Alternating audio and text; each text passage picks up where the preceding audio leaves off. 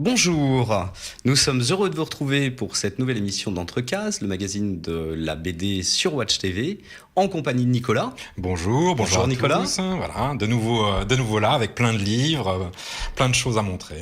Et toujours en duplex avec Laurent. Bonjour Laurent. Salut Christophe, salut Nicolas. Salut Laurent. Bon, bien rentré d'Angoulême, Laurent ? Oui, bien rentré avec plein d'interviews à retranscrire, tout va bien. Beaucoup de travail.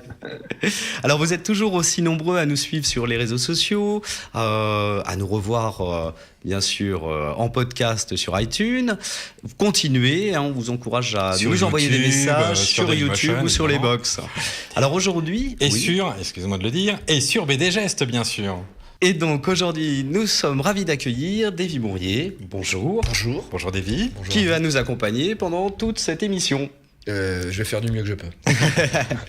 Alors Nicolas, je te laisse nous présenter un petit peu le sommaire de l'émission. Alors le sommaire, c'est pas compliqué. Ce mois-ci, donc, nous allons parler évidemment de beaucoup de livres, mais nos deux grands points du mois, ça sera évidemment Davy Bourrier, que l'on va faire parler un maximum. Souvent on me dit que je suis le grand point du mois. Ouais. Ouais, c'est bien le grand point du mois. Et puis en deuxième partie d'émission, nous aurons le plaisir de voir une interview de Monsieur Guéluc, qui nous a reçus lors de l'occasion de l'exposition sur le chat, l'art et le chat musée, pardon, au musée en herbe, voilà.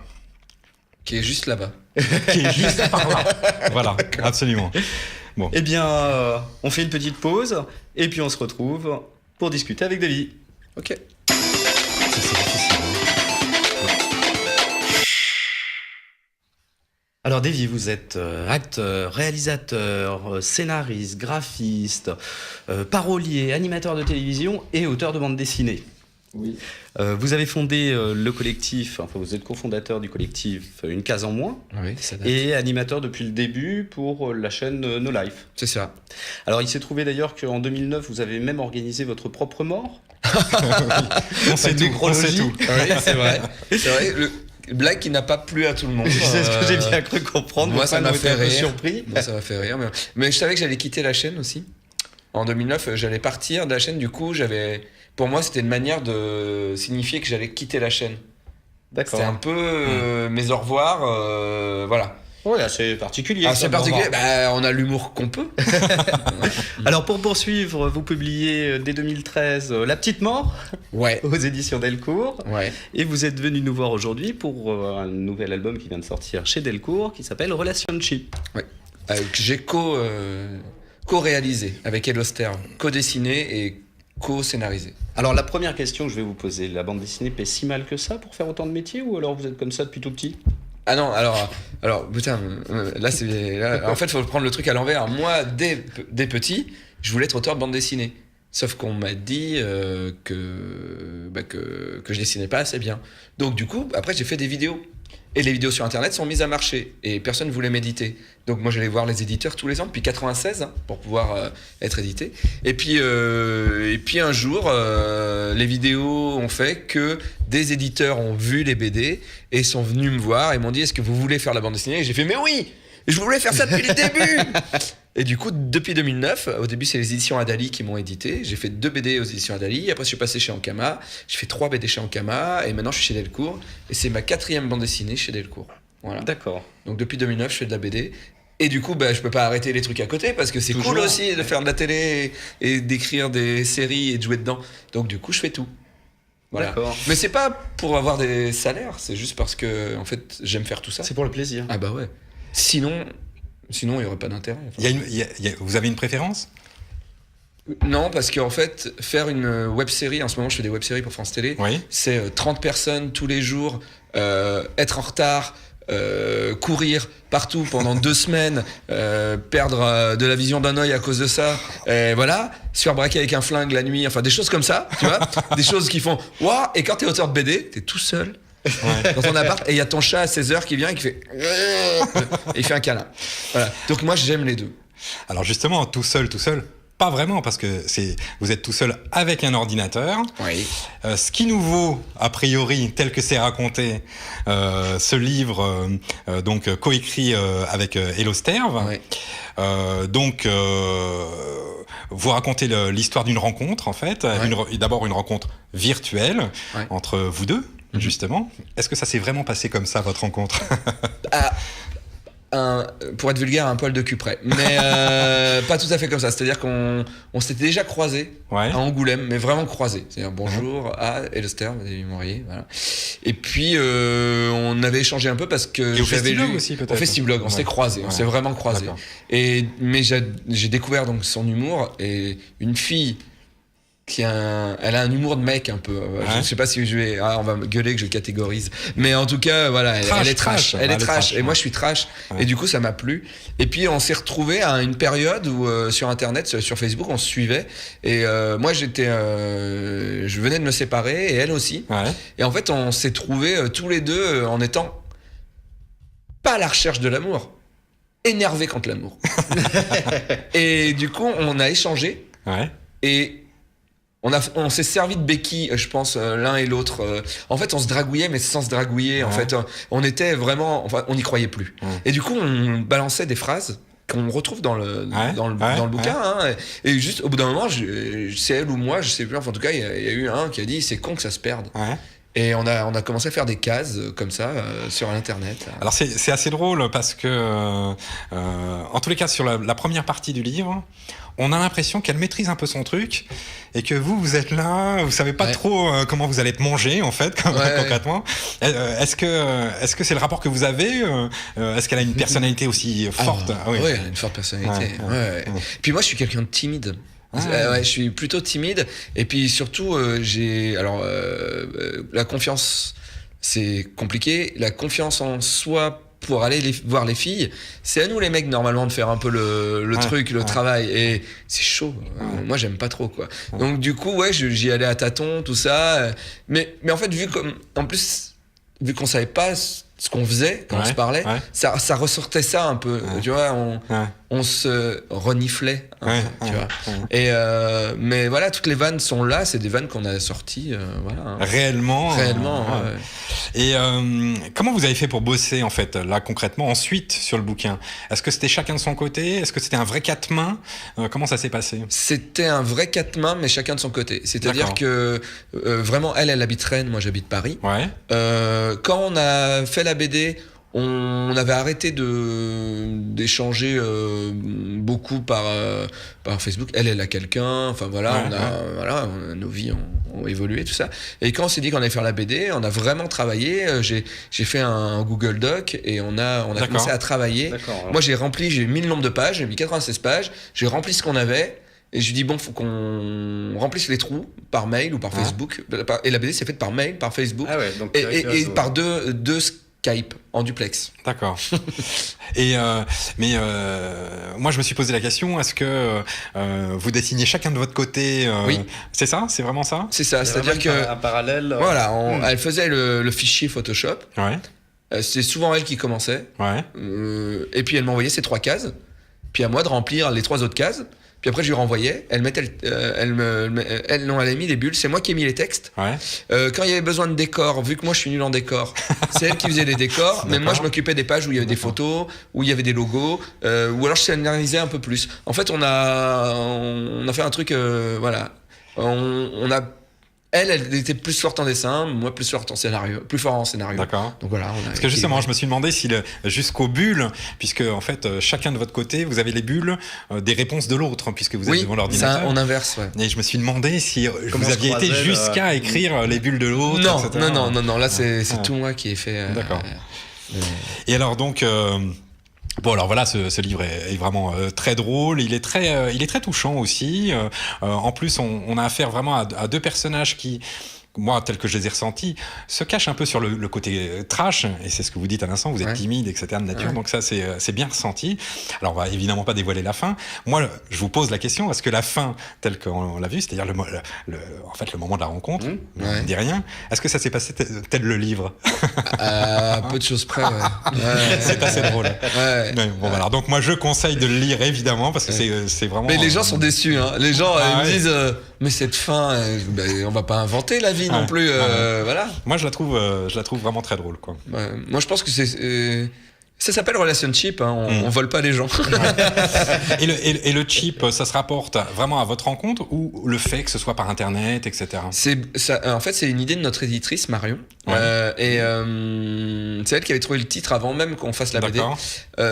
C'est un peu tout ça. C'est-à-dire que c'est notre relation qui était un peu cheap.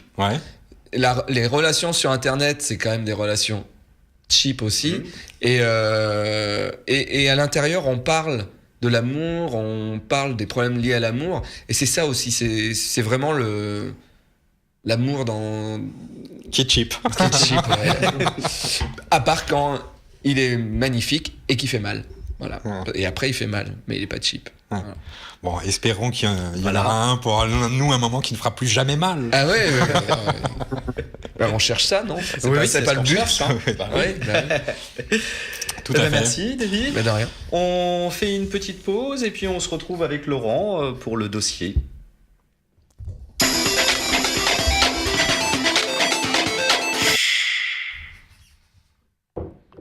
Eh bien, Laurent, nous t'écoutons. C'est quoi le thème du dossier de ce mois-ci? Nous parler? Alors, le dossier, donc après le Festival d'Angoulême et avant le Salon du Livre à Paris, qui va se dérouler à la fin du mois de mars, on a décidé de mettre en avant le livre en tant qu'objet, mais aussi en tant que thème principal des bandes dessinées. On s'était dit ça, rappelle-toi, c'est parce que effectivement, comme il y a eu l'émission d'Angoulême, du coup, on n'a pas pu parler. On n'avait pas pu parler directement de livre, et on s'était dit, ça serait bien de parler de livre, et pourquoi pas de livre dans le livre. C'est super. Exactement. Donc il y a beaucoup de séries de bandes dessinées qui ont mis un livre en avant, un livre destin, un livre maudit, un livre souvenir. Et on va commencer par le Décalogue, qui est une série qui a été créée par Franck Giroux au début des années 2000. Alors, le Décalogue, c'est un petit peu finalement l'ancêtre des séries concept, puisqu'il y a eu 10 tomes, il y a eu 10 dessinateurs différents. Les sorties ont été très rapprochées. Bien sûr, justement parce qu'il y avait des dessinateurs différents. Exactement, et c'était repris ensuite maintenant avec des séries comme 7, voilà, ça se fait beaucoup. Donc le Décalogue, qu'est-ce que c'est? Ça raconte l'histoire d'un livre, le Naïk, un livre maudit par excellence qui remettrait en cause les fondements de l'islam et qui surtout porte malheur à tous ses détenteurs. Donc on suit un petit peu le Naïk qui va passer de main en main. De Glasgow en 2001 pour le premier tome et de façon inversement chronologique jusqu'au tome 10 à Médine dans les années 620. C'est une des particularités d'ailleurs de la série, c'est qu'on part sur une période contemporaine et on revient vers les origines, album après album, on revient vers les origines du livre en question. Exactement, mais il faut savoir que tous les tomes peuvent se lire de façon indépendante. Voilà, donc on peut commencer par le tome 4 ou le tome 5, il n'y a pas vraiment d'ordre à suivre. Et c'est une série qui a fait grand bruit, notamment, je ne sais pas si Christophe, tu peux le montrer, notamment avec la couverture, qui était vraiment très, très accrocheuse avec cette poupée. Avec cette poupée, ce poupon-là, terrible. À qui il manque un œil, c'est... Non, ça avait eu un très, très grand succès quand c'est sorti. Bien. Donc il faut savoir qu'un 11e tome est sorti un petit peu après pour apporter quelques éclaircissements à la série et que deux spin-offs aussi sont sortis, Le Légataire et Le Nadal un petit peu après aussi. D'accord. Donc deuxième série, un classique encore, du 9e art, il s'agit du Troisième Testament. Bien sûr. Troisième Testament, donc qui a permis de faire découvrir deux auteurs qui maintenant ont beaucoup de succès. Il s'agit de Xavier Dorisson et Alex Alice. Donc là, on se retrouve au XIVe siècle, au début du XIVe siècle. Il y a un groupe de franciscains qui ont été assassinés. Pourquoi? Parce qu'apparemment, ils détenaient le Troisième Testament. Donc forcément, ça a fait grand bruit. Tout le monde s'est mis à la recherche de ce Troisième Testament, notamment Conrad de Malbourg, un ancien inquisiteur, accompagné de Élisabeth d'Elsénor. Il y a des assassins. qui appartiennent à une société secrète, et aussi des Templiers. Donc c'est une série magistrale d'aventures ésotériques qui comprend 4 tomes. Et là aussi, il y a eu un spin-off qui a été réalisé à partir de 2010 et qui s'appelle le Julius, avec également Alex Alice et Xavier Dorisson au scénario. Oui. Le premier tome dessiné par Robin Recht et à partir du deuxième dessiné par Timothée Montaigne. Très bien. Ensuite, du même Xavier Dorisson, on se retrouve en 2015, en octobre, avec là aussi un one-shot vraiment, vraiment très bien fait, Le Maître d'Armes. Oui, bien sûr. Donc là, pour le coup, c'est une BD un petit peu plus historique, puisque c'est basé sur une histoire vraie. La Bible vient d'être traduite du latin en vulgaris, c'est-à-dire en français. Donc on assiste à l'émergence des protestants, des réformistes, qui combattent les papistes, forcément. Et on retrouve un ancien maître d'armes de François Ier, qui va être accompagné d'un apprenti pour tenter de mener cette Bible à Genève, afin d'être imprimée et d'être diffusée pour le plus grand nombre. Très grand succès aussi, évidemment. Très grand succès de l'année 2015. Donc là, on sort un petit peu du livre maudit et du livre de la Bible pour s'amener vers le livre Destin. Et je vais vous parler du livre de Jack et du livre de Sam. C'est un diptyque qui a été réalisé par Denis-Pierre Philippi et Olivier Boiscomin. Très très beau. C'est un très très beau diptyque. Donc le pitch, qu'est-ce que c'est? Ce sont 2 gamins, donc Jack et Sam, qui pour intégrer une bande vont devoir pénétrer une sorte de manoir hanté. Et Jack va y faire la découverte d'un livre sur lequel est déjà écrit sa vie. Il va s'apercevoir qu'au fur et à mesure de ses actions, le livre va être écrit au fur et à mesure. Alors le souci, c'est que ce livre est perdu. Et Jack, sinon, ça serait pas drôle. Sinon, ça serait pas drôle. Jack, au fur et à mesure, subit des changements physiques assez importants et il craint que ce livre soit tombé dans de mauvaises mains et que quelqu'un écrive son destin à sa place. Donc c'est un très beau diptyque, donc réalisé par Boiscomin et Philippi, édité aux Humanoïdes Associés. Voilà. Après, le livre évidemment peut servir aussi de livre souvenir. Puisqu'on peut, comme le dit le vieil adage, les paroles s'envolent mais les écrits restent. Donc, dans le livre souvenir, on a évidemment les carnets de cerises. Donc, c'est une série jeunesse qui a été réalisée par Aurélie Néré et Jory Chamblin. Une série jeunesse vraiment magnifique. Et notamment dans le tome 2, donc dans le tome 2 qui s'appelle le livre d'Hector, donc on suit Cerise. Donc Cerise, c'est une petite fille qui a une 12aine d'années, qui vit seule avec sa mère. Et qui est vraiment attachante parce que tout son but, c'est en fait de faire le bien autour d'elle. Et dans le deuxième tome, dans le livre d'Hector, elle suit une vieille dame qui a la particularité d'emprunter à la bibliothèque toujours le même bouquin depuis 20 ans. Donc elle se demande ce qu'est ce livre. Évidemment. Et elle va suivre cette dame et on va apprendre pourquoi cette dame emprunte ce même livre depuis 20 ans. Une série magnifique, donc dont le 4e tome vient de sortir et qui va s'achever, je pense, l'année prochaine avec un tome 5 qui va enfin révéler pourquoi Cerise est toute seule et pourquoi l'absence du père. D'accord. Et enfin, on a parlé récemment, le journal d'Anne Frank qui vient de sortir. C'est bon, tout le monde connaît l'histoire d'Anne Frank, le destin tragique d'une jeune Allemande juive dans les années 40. Donc Anne a une douzaine d'années aussi dans les années 42 et elle va vivre dans une annexe à un immeuble aux Pays-Bas, cachée avec une partie de sa famille. Une histoire que maintenant on connaît à travers la littérature, sa littérature. Et la question est toujours, dans ce genre d'adaptation, c'est est-ce que c'est pertinent, pas pertinent, rajouter de l'image, etc., etc. Qu'est-ce que tu en penses? Alors c'est vraiment pertinent parce que c'est fait de façon très sensible par Antoine Ozanam, qui a choisi le texte en fait de 1947. C'est-à-dire que son père Otto a survécu à la Shoah. Il a choisi d'éditer le livre, le carnet que Anne avait écrit pendant c'est pas sa captivité, mais pendant son séjour dans l'annexe.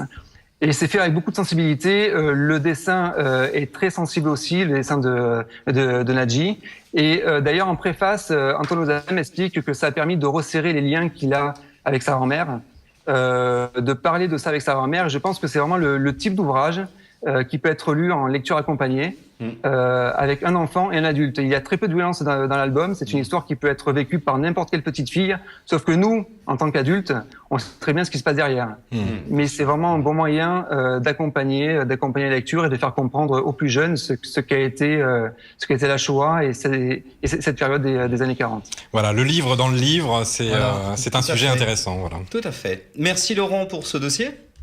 Et puis, on marque une petite pause et on se retrouve pour les news.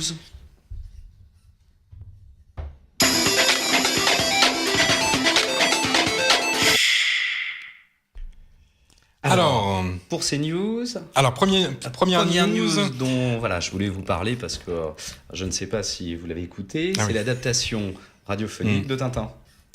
Ah bon, non. Alors, qui est une coproduction, donc ça a démarré début février, qui est une coproduction entre la Comédie Française, le Moulin Sarr et France Culture.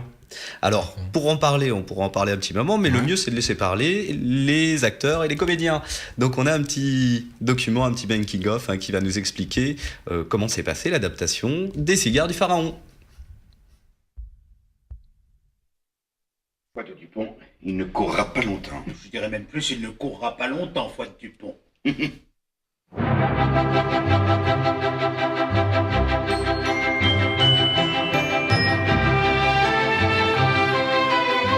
Pour moi, Tintin, c'est pour l'adulte qui est en l'enfant qui est en nous. Nous, on essaye de pas aller dans le côté dessin animé. On essaye de rester, c'est pas sérieux, c'est pas le bon terme, mais dans la réalité de Tintin. Tenez-vous bien, messieurs. Je démarre. Nous sommes prêts. Je dirais même plus. Nous sommes... Tintin, il va plus vite que nous, mais il arrête pas de sauter d'une case à l'autre et dans un avion, tac, il y a un sous-marin, machin, enfin, il arrête pas de bouger. Donc du coup, nous, ici dans le studio, on est obligé de recomposer des espaces comme ça, dans des intervalles de temps très rapprochés. Mais où est-il? Ça paraît pas bête. C'était toi? Vite, cherchons-le. Il peut pas être loin. Oui. Il ne peut pas être vite. J'avais pas mesuré le degré de réalisme que cherche Benjamin. Et c'est exactement ce qu'on travaille en ce moment. Parce que la folie, la colère, la démence, la peur de la mort, il faut que ce soit fort, violent, impressionnant au moment où ça a lieu. Il faut qu'on y croie totalement. Milou, où es-tu? Sors de sous cette vieille voile, veux-tu? Mais qu'est-ce que c'est que ça? Des mitraillettes, ici.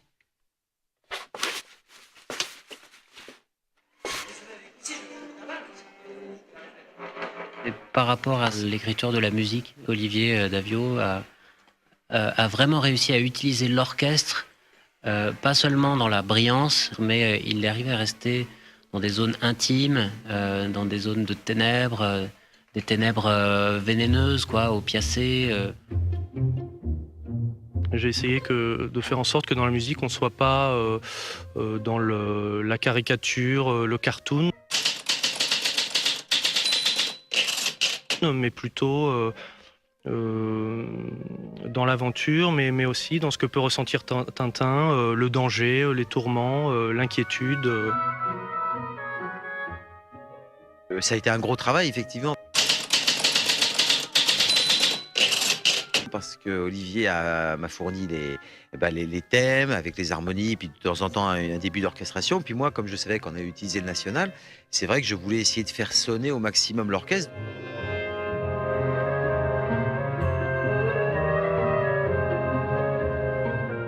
Grâce à cette musique, je retrouve les sensations que j'avais quand je lisais quand j'étais petit. Le danger, la peur de la folie et tout. Bien sûr que c'est pour les enfants, mais c'est pour les enfants en tant que c'est déjà des adultes en devenir. c'est vraiment super. Hein. On n'a pas vu le mec qui faisait Milou? J'ai interrogé. Non, C'est vrai. Alors, on peut remercier France Culture qui nous a autorisé à passer ce petit making-of. Alors, ils sont en train de préparer le prochain album qui va être le Lotus Bleu, qui normalement doit être prévu l'enregistrement aux alentours de juin et qui sera diffusé en septembre, en même temps que la grande exposition consacrée à Hergé au Grand Palais. Donc vraiment, c'était à noter. Réécouter les podcasts, vraiment, c'est superbe. Ok, alors news suivante, on va revenir vers notre nouvel ami David Mourier. On va parler d'un événement qui va avoir lieu, que je dise pas de bêtises, que je regarde. 1er et 2 avril. Merci. Donc les 48 heures de la BD, dont vous êtes cette année le parrain avec Florence Estac. Qu'est-ce que c'est exactement les 48 heures de la BD? En fait, c'est pendant 48 heures, ça commence bien. C'est 13 BD cette année, donc c'est la 4e année. Donc là, il y a 13 éditeurs. Chaque éditeur choisit une bande dessinée qu'ils produisent avec une nouvelle couverture et qui est vendue à 1 euro. Voilà. Et ces euros-là ne vont pas aux éditeurs, mais sont utilisés pour acheter des bandes dessinées pour les collèges, les lycées, les CDI, les écoles primaires de France. Il y aura 60 000 albums qui seront distribués aux écoles, en fait pour que les gens lisent de la bande dessinée, pour que les enfants découvrent la bande dessinée. En fait. Et alors donc ça a lieu en France et en Belgique. Tout à fait. Donc il y a, je crois, 1200 ou 1500 points de vente qui seront distribués. Donc des BD à 1 euro, c'est génial. Et il y a du comics et du manga, il y a tout. Il y a tous les genres. Tous les genres pour les adultes, pour les enfants. Absolument. Donc c'est la 4e édition. C'est ça, crois. la 4e édition. De plus en plus d'éditeurs sont dedans.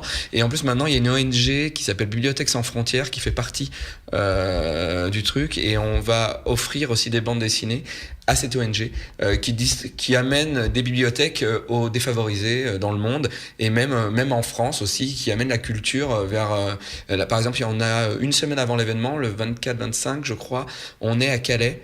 Et on va rencontrer les enfants dans les écoles pour parler de la bande dessinée. Ah oui, il y a des interventions scolaires. Des interventions, des interventions scolaires. Et le 1 et le 2, il y a 100 auteurs qui vont aller dans les écoles, dans les librairies, pour parler de la bande dessinée.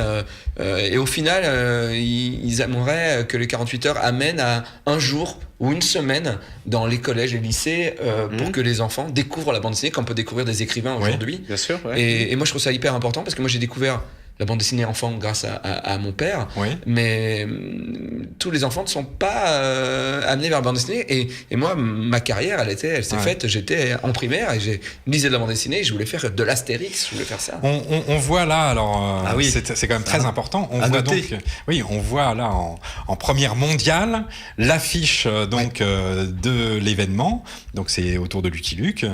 D'ailleurs, je tiens vraiment à remercier Emmanuel Klein qui nous a autorisé à pouvoir la présenter et qui a été super sur cette opération. Donc voilà, en passant, un petit bisou à Emma. Un petit bisou. C'est vraiment une très belle opération.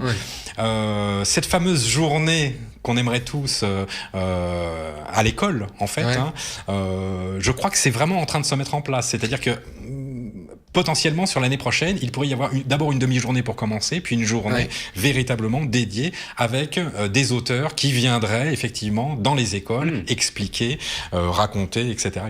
C'est la meilleure des choses, d'ailleurs, pour inciter les enfants ou les élèves à lire de la bande dessinée, faire rencontrer. On en avait déjà parlé même pour les intéresser même à la lecture. Tout à fait. C'est un moyen aussi de les amener à la lecture. Moi, j'ai lu que des bandes dessinées et je lis encore que des bandes dessinées et ça a fait ma culture. Et je pense que c'est bien aussi. Ça permet de rêver et d'avoir plein d'images en tête, et c'est très important. Et l'éducation nationale a intégré la bande dessinée comme un support pédagogique tout à fait. Depuis pas si longtemps que ça, en fin de compte. Non. C'est assez récent. Voilà, donc union à se précipiter dans les librairies. Évidemment, donc union de 13 éditeurs, c'est ça. De très grands éditeurs d'ailleurs, 13 livres de tout genre, distribués sur toute la France et la Belgique. À 1 euro. Donc ne manquez pas les 48 heures de la BD, donc qui auront lieu les 1er et 2 avril prochains. Tout à fait. Alors moi je voulais vous parler de la création d'une nouvelle maison d'édition spécialisée dans les belles images. Alors c'est en projet puisque finalement depuis pas longtemps Cyril Pedrosa a lancé l'idée. Il y a eu un projet participatif et qui est là depuis une quinzaine de jours à peu près. Leur objectif était de récupérer 6 500 € pour pouvoir produire. Donc c'est des leporello, c'est-à-dire des images en plusieurs parties, le livre accordéon. La première qui sortira est inspirée des chasseurs dans la neige de Bruegel. Il y a Pedrosa et Josic qui ont participé à cette fresque. Alors au bout de 15 jours, ils demandaient 6 500 € pour démarrer le projet et là ils ont dépassé plus de 12 000. Donc c'est formidable. Ce qui est assez marrant, c'est que Cyril Pedrosa a mis en jeu finalement une planche originale pour remercier un petit peu sur le tirage au sort. Vraiment à suivre. Elle est très belle. Là, superbe, on la voit. À l'écran. C'est son prochain album. Donc voilà, c'est tiré du prochain album de Cyril Pedrosa, qui n'est pas encore sorti, qui est en préparation. Vraiment une très très belle opération. On souhaite beaucoup de succès à ces belles images à venir. Ouais, évidemment. Et voilà.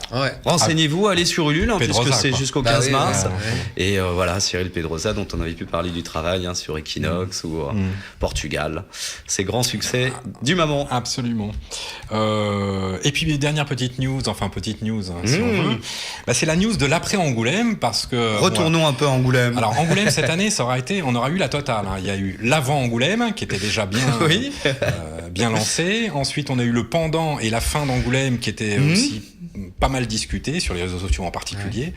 Et là, on a donc l'après-Angoulême, là où les éditeurs s'étaient tenus relativement discrets quant aux événements pendant le festival, finalement se sont unis, donc à savoir les gros, les petits, il y a vraiment un nombre important d'éditeurs. Et ensemble, ils ont envoyé un communiqué de presse donc le 23 février, destiné en particulier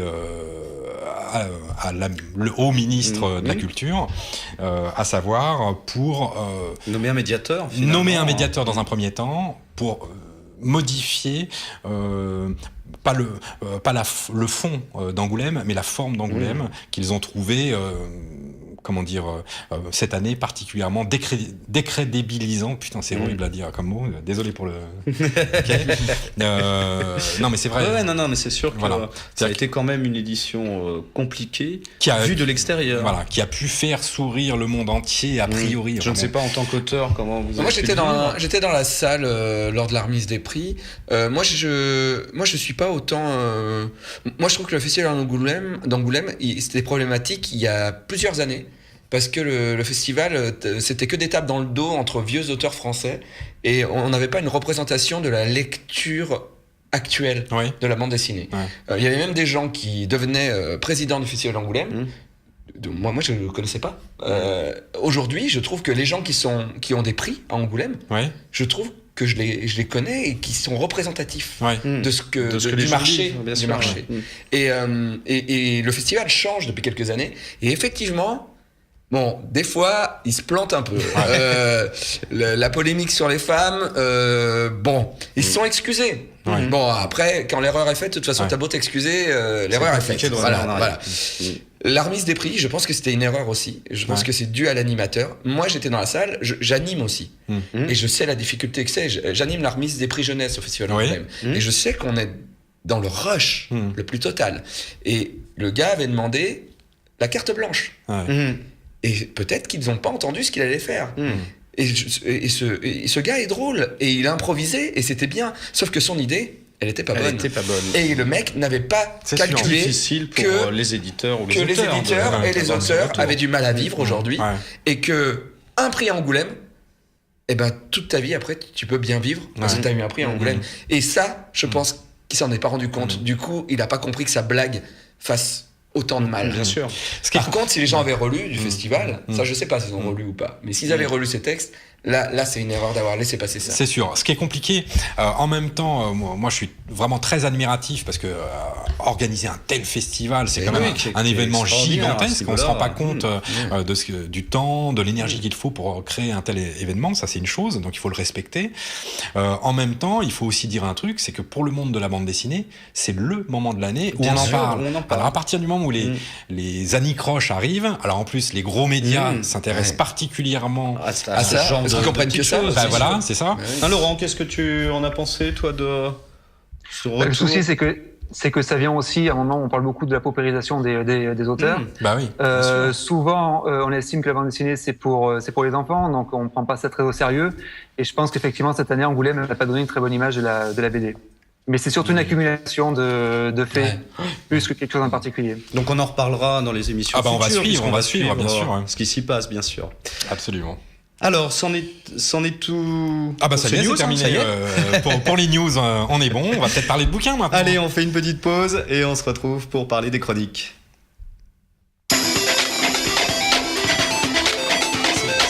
Ouais. Alors, Nicolas, dis-nous donc, qu'as-tu lu ? Alors, premier livre dont je vais vous parler. Donc, c'est un livre qui vient de paraître aux éditions Varum, donc qui s'appelle L'heure des lames, réalisé par un Britannique qui vit aux États-Unis, qui s'appelle Rob Davis. Rob Davis, on le connaît pas beaucoup dans la bande dessinée puisque en fait, ça fait assez peu de temps qu'il est dans le monde des auteurs de bande dessinée. En revanche, ça fait un bout de temps qu'il erre dans les milieux des comics, etc., en tant qu'illustrateur. Il est aussi il est illustrateur et il est écrivain. D'accord. Bon. Il avait, en fait, il s'était déjà fait remarquer aux éditions Varum avec une adaptation de Don Quichotte, qui était une très très belle adaptation qui avait vraiment été remarquée même par le public en particulier. Et alors là, il nous vient avec un livre qui est étonnant. Enfin, pour moi, c'est une claque.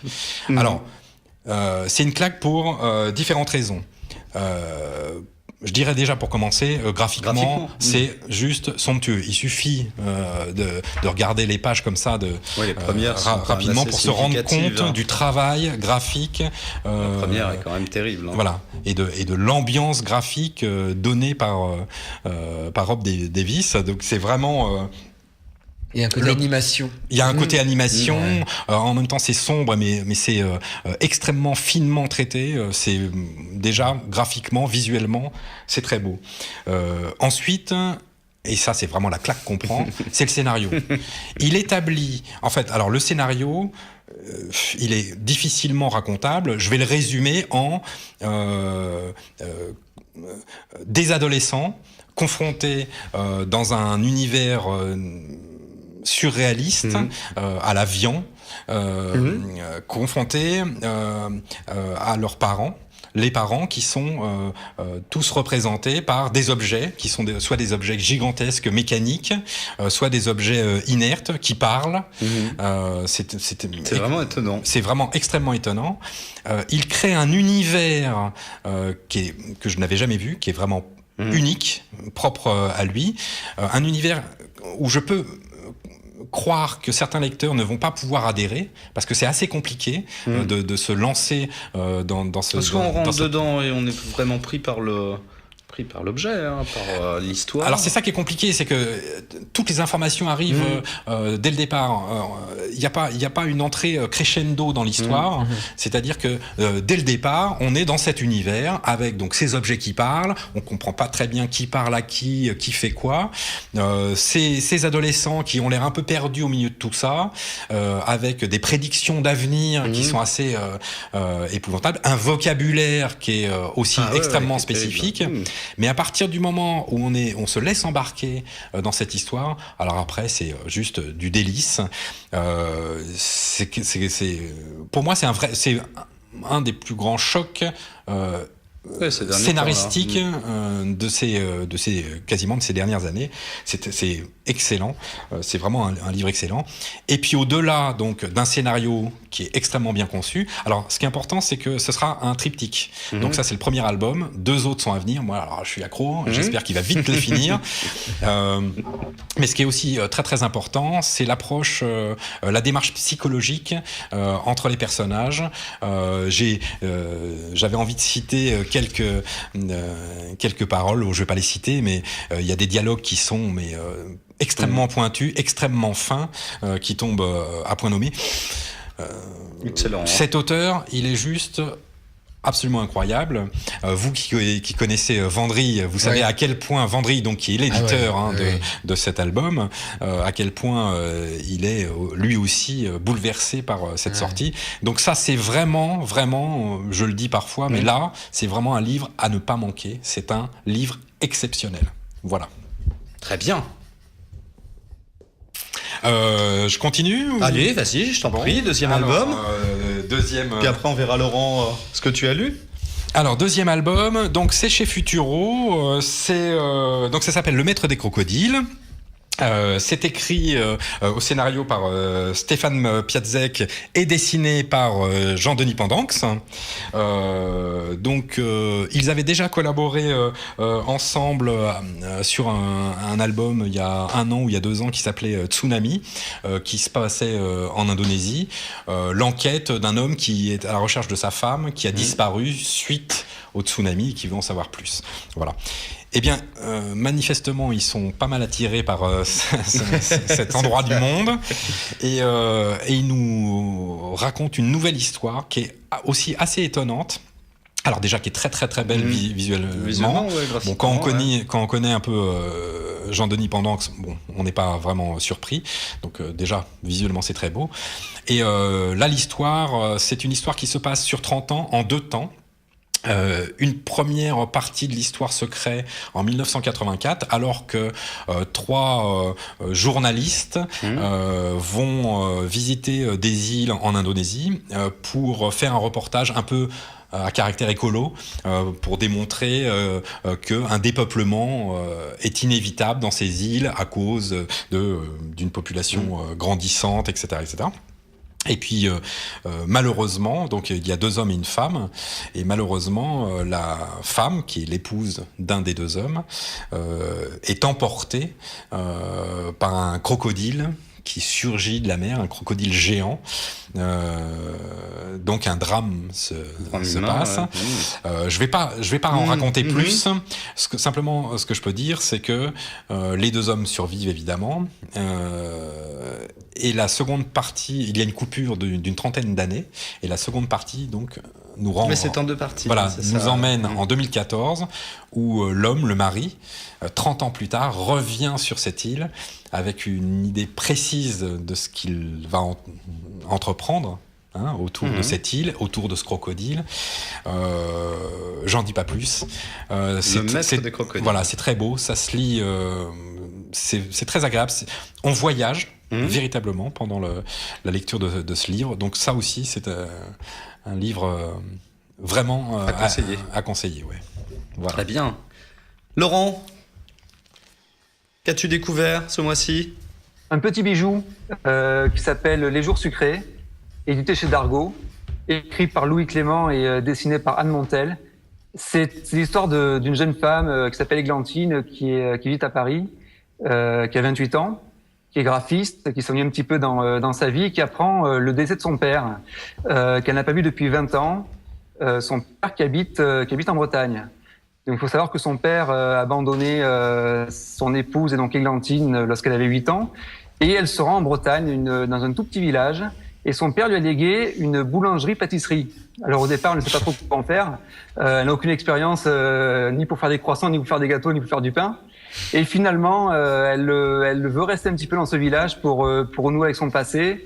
Elle rencontre Maron, sa tata, elle revoit un amour d'enfance, et elle va se remettre à faire les recettes de son papa, et surtout à découvrir finalement pourquoi ce papa avait abandonné sa fille et son épouse. Alors c'est une BD vraiment, vraiment touchante, émouvante, drôle aussi. Et il y a aussi des personnages secondaires vraiment truculents, notamment Marron de la Tata qui a eu un AVC mais qui est pas aussi handicapé qu'elle le prétend finalement. Il y a des chats qui ont des discussions philosophiques sur le trottoir devant la boulangerie. C'est vraiment un très très bel album qui vient de sortir et je vous le conseille vraiment fortement. Donc aux éditions d'Argo. Génial. Les jours sucrés. Très bien. Bon bah à ton tour maintenant. Ah bah oui. Oh. Ok. Alors moi j'ai lu, pour commencer, on est moins dans le léger, qui est Tenesh, l'Odyssée d'une migrante, aux éditions des Ronds dans l'eau de Paolo Castaldi. Alors c'est une histoire qui est dure puisque ça raconte finalement le passage ou toute la traversée d'une jeune femme qui va partir d'Éthiopie et d'Addis Abeba pour rejoindre Tripoli, donc traverser le désert du Sahara, le Soudan, la Libye. Ouais. C'est particulièrement éprouvant puisqu'elle est confrontée à toutes les violences qu'on peut imaginer dans ce genre de traversée. La douleur déjà de quitter les siens, les violences de tous les individus qu'elle peut rencontrer. Donc il y a déjà cette difficulté. Alors ce qui est très très chouette, c'est le traitement graphique. C'est super beau. C'est très très beau, très très beau. Et puis on a ces couleurs chaudes là qui sont presque étouffantes finalement. Le sable. Et opposées à des fois des couleurs très froides. On a des pages là qui vont vraiment sortent. Alors, je sais plus où je les avais repérées. Hop, qui tranchent avec le l'ocre là. Alors je sais plus où elles sont. Vers le milieu. Voilà. D'un seul coup, boum, on se retrouve avec des couleurs très froides. Là, c'est très très beau, très dur bien sûr, parce que oui, on s'imagine bien qu'un tel voyage c'est extrêmement difficile et douloureux. Alors, ce qui est intéressant, c'est que donc Des Ronds dans l'eau vient de le rééditer. Ça a été créé il y a un petit moment, mais c'est une histoire vraie. Ouais. C'est vraiment une histoire vraie. Et cette jeune femme vit maintenant en Italie, a trouvé un travail et a fini par. Tu racontes la fin de l'histoire? Non, ça, c'est dans le. C'est l'après. Voilà, D'accord, ça c'est l'après. C'est l'histoire vraie. D'accord. Je ne vous raconterai pas la fin de l'histoire. Très bien. Mais non, vraiment, c'est à découvrir. C'est beau, très beau. Amnesty International est aussi co-éditeur, enfin, est intervenu aussi dessus.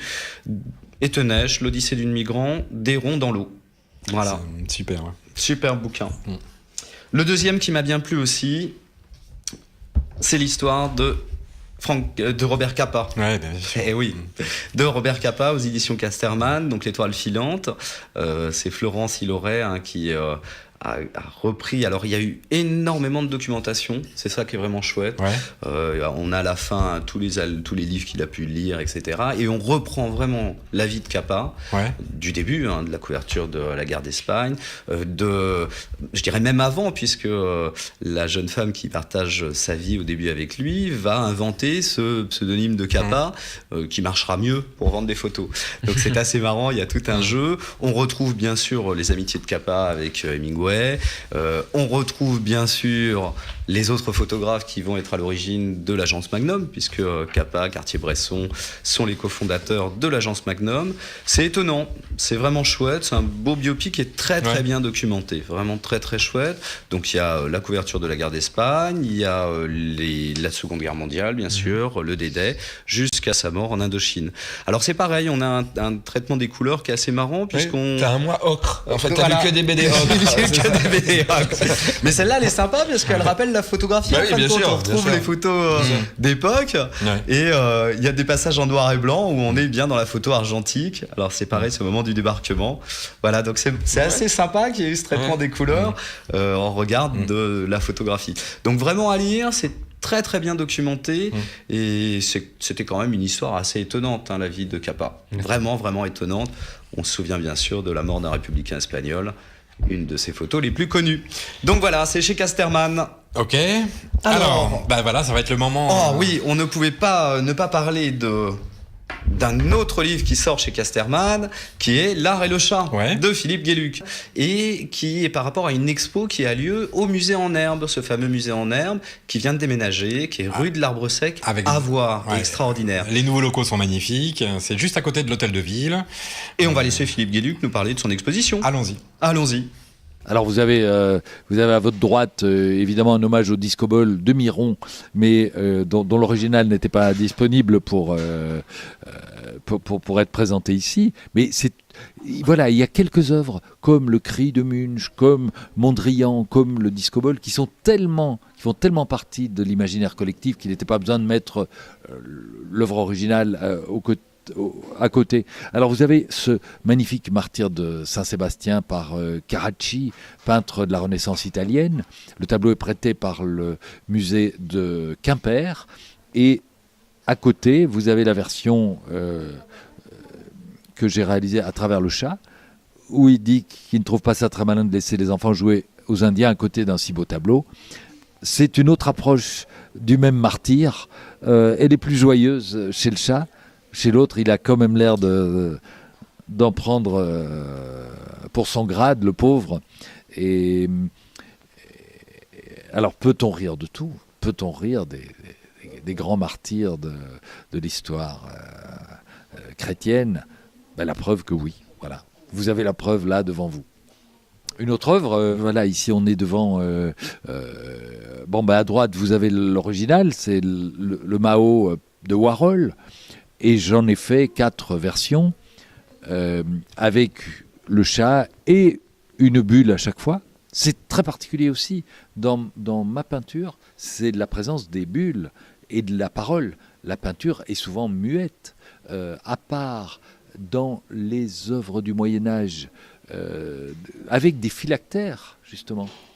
C'est de là que vient le mot, ce sont ces banderoles de texte qui s'échappaient parfois de la bouche d'un des personnages. La peinture est généralement muette. Chez moi, elle est parlante, donc avec des références soit à Mao, soit même à Kennedy, à Warhol évidemment, à La Longue Marche, etc. Voilà, c'est un jeu que j'aime faire, mais l'ensemble est très warholien. J'adore ça. Je joue à être Warhol pendant quelques heures, pendant que je fais ça. Quand je fais un Pollock ou un Soulages, j'ai l'impression d'être Soulages ou Pollock pendant quelques heures. Et j'ai la chance de pratiquer un métier dans lequel je peux rester un gamin. La plupart des tableaux que je présente ici sont créés pour l'exposition. J'en avais quelques-uns que je ne me suis pas privé de réutiliser ou que j'ai réemprunté à des collectionneurs. Mais sinon, c'est créé pour l'exposition. En fait, l'idée de l'exposition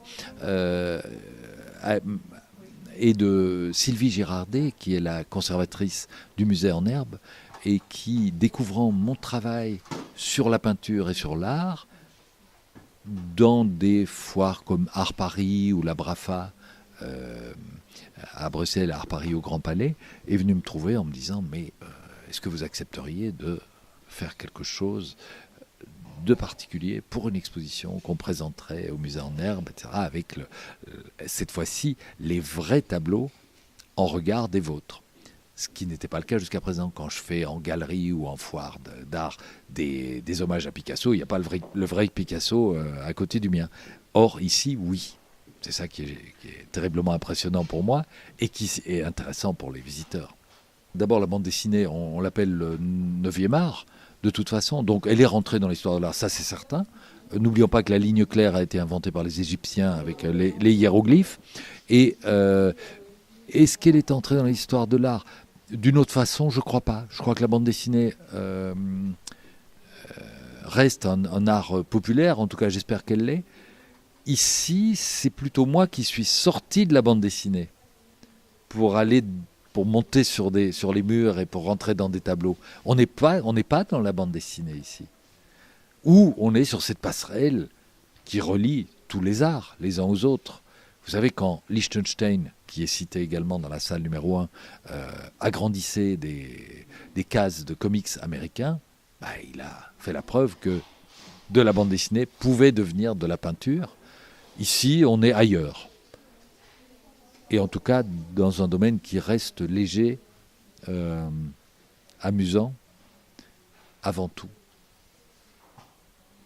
Le piège pour tous, grands peintres, petits gribouilleurs dans mon genre, le piège, c'est d'un jour commencer à se prendre au sérieux et à se prendre pour soi-même. Et là, c'est foutu. faut rester émerveillé par les autres, faut rester, faut avoir une idée en tête, c'est d'essayer de faire mieux, d'essayer de faire différent, d'essayer de s'amuser, et ça restera frais. Et dès qu'on se met à théoriser ou à se dire qu'on est important, on est foutu. C'est une des clés, mais l'humour, pour moi, et comme je l'ai pratiqué depuis l'enfance, et comme il a été pratiqué par mes parents, c'est un formidable moyen de se désangoisser, d'aborder la vie, d'aborder les problèmes, d'aborder aussi la culture, d'aborder l'art, évidemment. Mais c'est pas la seule entrée, je ne pense pas qu'il faille rire toujours et tout le temps. Moi, on m'a parlé très sérieusement de la peinture quand j'étais enfant. Même si mes parents et mon père surtout étaient un rigolo, il m'a parlé avec passion de Velázquez, du Greco, de Bruegel, que sais-je, de Soulages. Et l'humour vient ensuite, mais ici, dans l'exposition, c'est effectivement la clé d'entrée. Donc voilà, Philippe Guéluc, à voir au musée en herbe jusqu'à la fin août. Rue de l'Arbre Sec, vraiment c'est à découvrir. Je ne sais pas si vous y êtes allé, mais c'est super. Non, je vais y aller. On fait un petit point rapide sur les quelques BD qu'on avait à voir. Oui, il y en avait beaucoup et on va juste Alors dire un oui, petit mot. Sociorama, ça c'est une nouvelle série chez Casterman, excellent, chantier interdit au public, vraiment à découvrir. Le Cabaret des Ombres chez Rue de Sèvres, alors ça c'est très très marrant, c'est les spectaculaires, les aventures des spectaculaires, c'est le tome 1, vraiment ça c'est sympa, un peu jeunesse, c'est très chouette. Rue de Sèvres, j'ai aussi l'Arsène Lupin, les origines. Alors moi, je suis un amateur d'Arsène Lupin.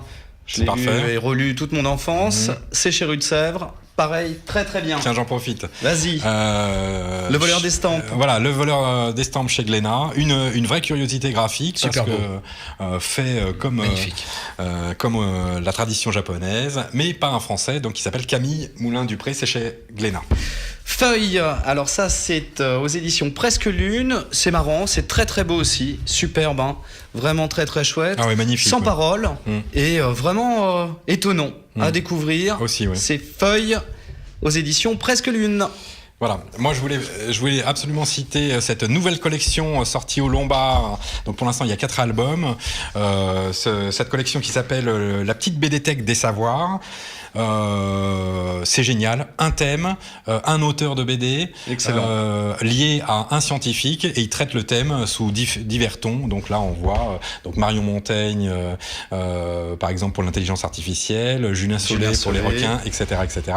Mais je reviendrai. On en reparlera à la sur prochaine cette série-là émission, qui est superbe. Ouais. Alors si je voulais vous montrer ça, qui est très marrant, qui sont les deux auteurs qui ont repris Corto Maltese, qui étaient d'ailleurs des collaborateurs du Goprat, et qui avaient créé un personnage qui était le capitaine Cook. Ils reprennent ce personnage-là aux éditions Mosquito. Superbe. Vraiment très chouette. Très bien. De toute façon, tous les livres là qu'on cite, on les retrouve bien sûr sur le site. Allez, un petit coup pour l'enfer parce qu'on n'a pas eu le temps. L'Odyssée du vice, c'est Toro Camarquedo, Delphine Panique, BDQ à découvrir. Ça c'est très marrant, c'est très très chouette. Ah ouais, oui, c'est la spécialité. D'accord. Et bien sûr chez Glénat, Anima de Druna, dont on reparlera puisqu'il y a un top 9 en prévision. Voilà. Très bien. Et puis on va le remontrer évidemment. En parlant de cul, Donc, Relationship, c'est fait par David Mourier et Léo Serve chez Édition Delcourt, à lire évidemment absolument. Alors, nous voilà arrivés au terme de cette émission. Merci David. Merci. Votre présence parmi nous. Merci. On a un petit jeune talent quand même qui nous a envoyé quelque chose. Oui, notre habitude du jeune talent. Donc il s'appelle Mathieu Fauré. Il signe Math 2D. Voilà, on voit un avant-goût de ce qu'il est capable de faire. Il a un lien Facebook que je mettrai sur notre propre Facebook, comme ça. Ou nous contacter si des maisons d'édition veulent l'éditer. Absolument. Alors, vous pouvez bien sûr revoir cette émission en rediffusion sur Watch TV comme ou en d'habitude. podcast sur YouTube. Vous pouvez continuer à nous suivre sur tous les réseaux sociaux, sur le site de BD Geste. Hein, Laurent ? Absolument, je vous confirme. Et puis, nous nous retrouverons le jeudi 7 avril pour une prochaine émission d'Entrecases. Au revoir et à bientôt. Au revoir à tous. Au revoir. Au revoir à tous.